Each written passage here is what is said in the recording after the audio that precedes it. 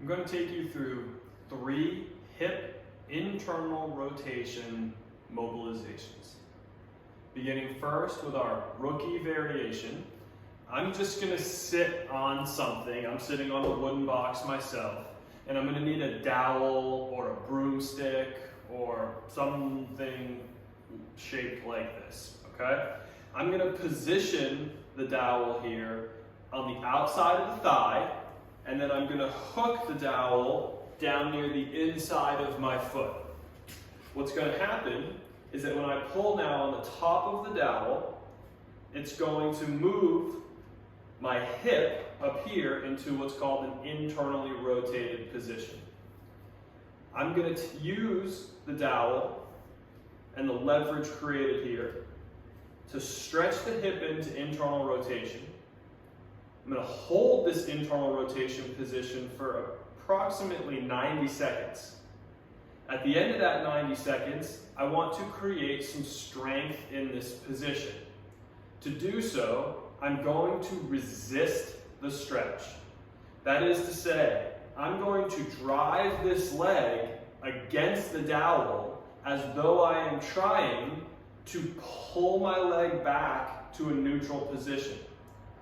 When I begin that resistance, the force that I am pushing into the dowel is going to be met by the force that I am holding on to the dowel with, okay? We call these PAILs contractions.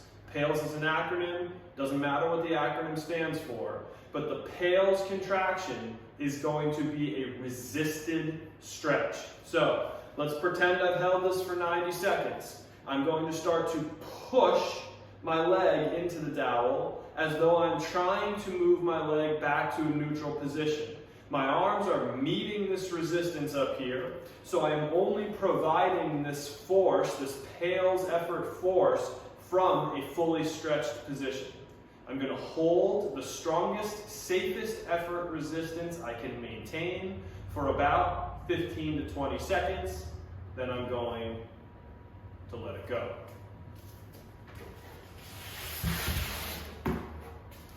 For our veteran level internal rotation, we're going to sit in a fairly wide position for the hips.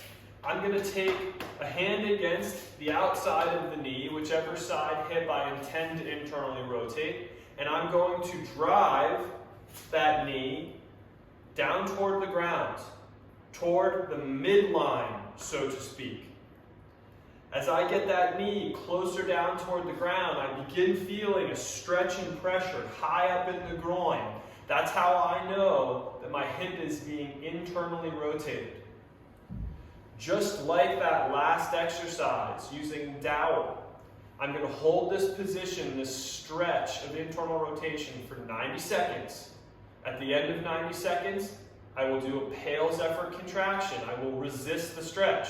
In this case, the resistance is going to be me pushing my knee out against my hand. I am driving the knee into the hand as though I am trying to move the knee back out to an open neutral position. The force from my hand will meet the force from my knee. So here I've been 90 seconds, and I start to drive the knee out into my hand. I slowly ramp up how hard I am pushing the knee into my hand until I'm at my strongest, safest effort, resisting the stretch. Again, PAILs effort contraction here.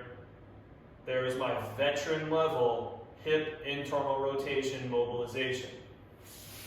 Finally now, our all-star level hip internal rotation mobilization.